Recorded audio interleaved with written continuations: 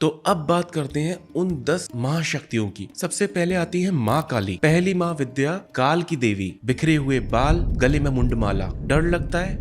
नहीं, ये डर को भी मारने वाली देवी है। माँ काली सिखाती हैं अपने अंदर की ईगो को मारना, यानी मैं को खत्म करना। क्योंकि जब तक आपका मन जिंदा है, आप आजाद नहीं है, आप अनंत ख्यालों में खोए रहेंगे। उनकी आराधना से मन का भय और अहंकार सब खत्म हो जाता है। दूसरी महाविद्या है माँ तारा। तारा मतलब तारण कराने वाली, हर मुश्किल से निकालने वाली, यानी पार ले जाने वाली। जब आप नाना प्रकार की समस्याओं में डूब रहे हो, तब माँ तारा हाथ पकड़ लेती है। ये एनलाइटमेंट की आखिरी स्टेज है और इनकी पूजाओं से समस्याओं का समाधान हो जाता है। तीसरी महाविद्या है माँ त्रिपुर सुंदरी। सबसे खूबसूरत रूप। उन्होंने सिखाया कि खूबसूरती हर जगह है। दुनिया दुखों से नहीं, हमारी सोच से भरी है। यदि आप ध्यान से देखें तो आपको हर चीज में खूबसूरती नजर आएगी। चौथी महाविद्या है माँ भुवनेश्वरी। तीनों लोक की स्वामिनी, स्पेस, क्रिएशन, अबंडेंस। इनकी कृपा से धन, समृद्धि और सक्सेस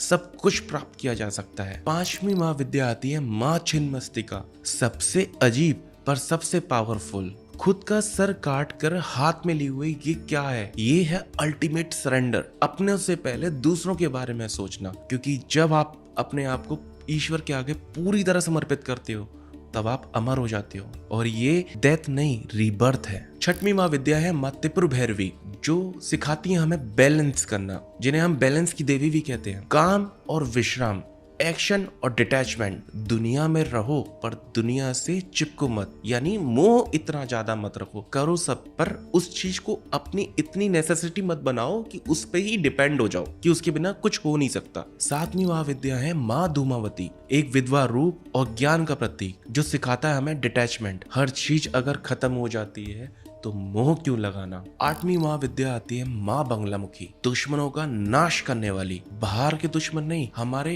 अंदर के दुश्मन को, क्रोध, लोभ, ईर्ष्या, भय, इन सब पे काबू करने वाली। इनकी पूजा से ये सब खत्म होता है। नौवीं महाविद्या है माँ मातंगी, स्पीच और क्रिएटिविटी की देवी। इनकी आराधना से कम्युनिकेशन स्किल्स और अटक होके बोलने की क्षमता वो इनसे मिलती है। 10वीं महाविद्या है माँ कमला, माँ लक्ष्मी का तांत्रिक स्वरूप। इनकी आराधना से व्यक्ति को सांसारिक सुख मिलता है एक आध्यात्मिक मार्ग के साथ। ये 10 महाविद्या सिर्फ देवी नहीं, ये हमारे और आपके अंदर की शक्तियां हैं, जो सिखाती हैं हमारे संसार में क्या क्या दिक्कतें हैं और उन सबको कैसे नियंत्रित करा जाता है।